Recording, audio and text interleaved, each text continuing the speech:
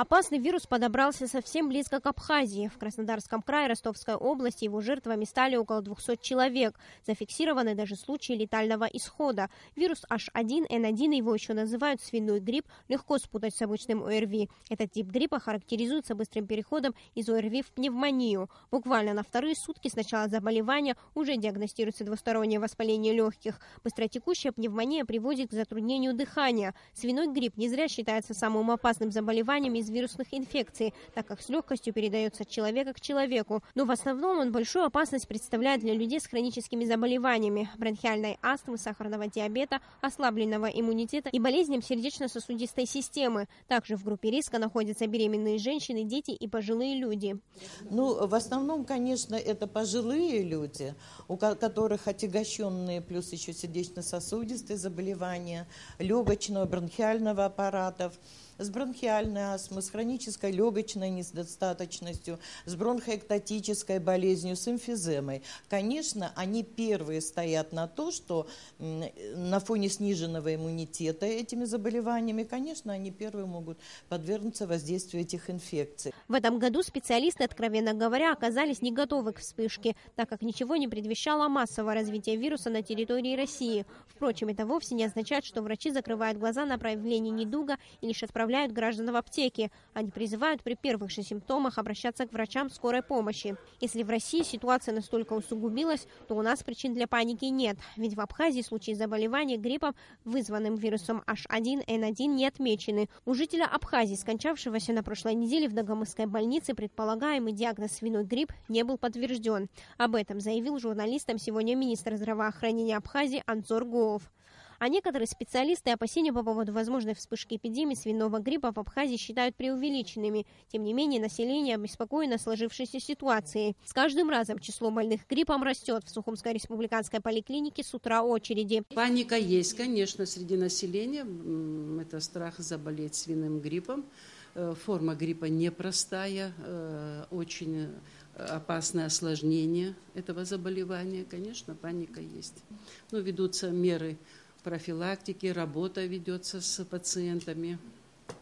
Каждый врач рассказывает, как себя вести в данной ситуации больному. В аптеках практически невозможно найти противовирусные лекарства. По словам фармацевтов, их дефицит прослеживается в связи с резким повышением числа заболевших. Больше, чем раньше, много людей обращаются. Противовирусный эргоферон, гагацел, маски, оксалиновую мазь спрашивают больше всего. Сейчас заканчивается у нас. Ждем, мы заказали.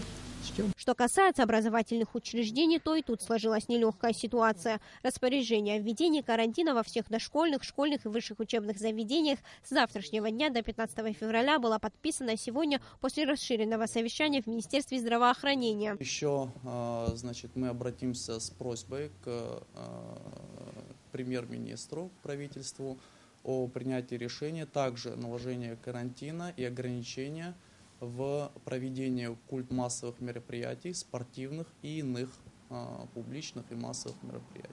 Но даже до введения карантина многие детские сады и школы не работали в полную силу. По словам директора 10-й школы Сухума Лаврентия Антылава, на сегодняшний день в школе отсутствовало более 500 учеников. Ту прошедшую неделю с понедельника по пятницу по возрастающей шли. В общем, дети, которые в школу не приходили, стало больше. Это зависит, возможно, из-за того, что боятся и родители, и детей не стали пускать. В прошлый понедельник 98 детей не было у нас, а сегодня отсутствует 543 ученика. Но несмотря даже на введение карантина, врачи утверждают, увеличение количества больных детей не превышает сезонных показателей, и речь идет об обычных заболеваниях. То, что касается детского населения, то идет умеренный подъем, сезонный подъем заболеваний ОРВИ. Поэтому я еще раз хочу обратиться к населению и сказать о том, чтобы не забывали, что есть телефон регистратуры, в который вы можете позвонить в случае заболевания в семье ребенка, и вас посетит участковый педиатр. На сегодняшний день в республиканских лечебных учреждениях нет соответствующего оборудования для диагностирования вируса H1N1, но при малейшем подозрении лабораторные анализы отправляются в Россию. Таким больным в местных больницах готовы оказать необходимую помощь. Врачи просят не паниковать. Даже при обнаружении у пациента вируса своевременное обращение к медикам поможет одолеть болезнь. Лечение свиного гриппа заключается в приеме тех же лекарственных препаратов, что прописываются и при стандартных ОРЗ. Но, конечно, лучше всего принять меры предосторожности и защитить себя от вирусной инфекции. Для этого необходимо соблюдать элементарные правила профилактики. Не стоит посещать места с большим скоплением людей. Необходимо чаще мыть руки мылом, смазывать нос оксалиновой мазью, проветривать помещения. Именно тогда есть вероятность того, что болезнь пройдет мимо вас и ваших детей. Сария Смырастамургожба, Абхазское телевидение.